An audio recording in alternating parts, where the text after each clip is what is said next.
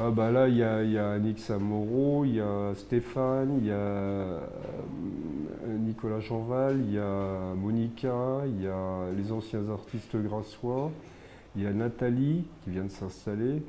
Euh, Ça fait déjà pas mal de monde. Il y a Denis Gridel qui, je ne sais pas s'il va rester. Et il y a quoi d'autre? Bah après, c'est plus loin, c'est à la Placette à côté. C'est Andrea, son ami, sa collègue de travail. Il y a Isabelle, je crois, qui vient de passer là, justement, dans la rue. Il y a qui d'autre? Je crois qu'il y en a une troisième personne, mais je me souviens pas trop. Bon, en gros, c'est ça. Et sinon, après, vous avez la rue Marcel Journet, la rue droite, voilà. Il y a des artistes aussi là-haut. Voilà, et puis on peut remonter par l'oratoire et ça continue.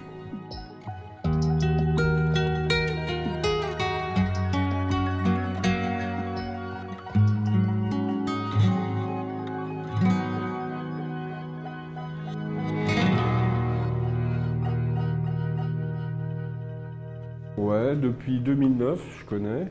Je suis arrivé ici, c'était très calme. Et ça a commencé à s'animer vers 2018. On a eu notre premier événementiel depuis longtemps, quoi. Et on a donc repris les lieux qui sont le Nautilus. On a réorganisé tout bien. On a fait un grand événementiel. C'était Peace and Love, c'était le thème, voilà. Et ça s'est très bien passé. Depuis, il y a eu une activité artistique assez impressionnante, quoi. Vous imaginez pas ici le lieu oralement de communication que ça a été. C'est impressionnant, c'est-à-dire que vous devez en fait, vous êtes limité à un simple poste, c'est de rester ici. Mais en fait, vous devez communiquer avec tous les gens du quartier, vous devez communiquer avec tous les artistes, vous devez faire attention à ce qui rentre, à ce qui sort, etc. C'est un boulot de dingue, mais c'est génial, voilà, c'est tout. Et ça paraît d'une banalité épouvantable en fait, mais pas du tout. Non, c'est tout le contraire. Moi, le rapport à la place actuellement, voilà, je devais avoir un atelier. La société qui devait installer mon atelier est surbookée, donc c'est pas possible. Je me suis retranché chez moi avec mes outils. Et le rapport à la place, c'est la fidélité des artistes un petit peu vis-à-vis de moi et vis-à-vis d'eux. C'est de leur ouvrir leur boutique pendant leur absence, s'occuper un peu de petites choses comme ça en attendant. Comme j'ai de la disponibilité pour l'instant, voilà, c'est assez simple. Ce qui est marrant dans le côté artistique, c'est qu'on aime ou on n'aime pas, comme on dit.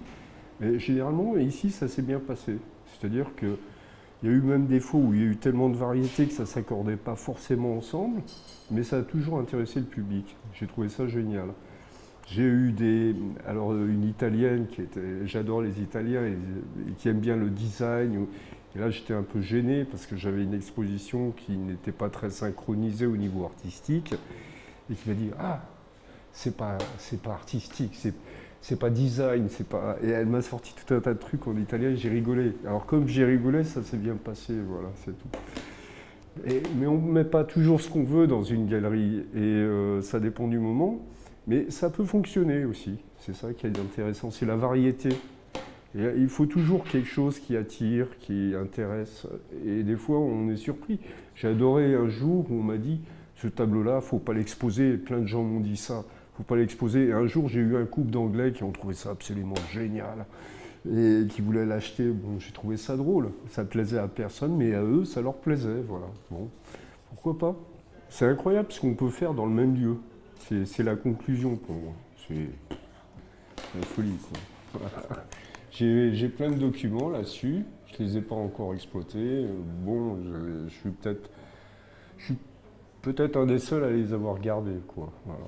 Et, je pense que quand même, il faudrait que je fasse quelque chose parce que je ne suis pas tant de 100 ans pour les faire paraître.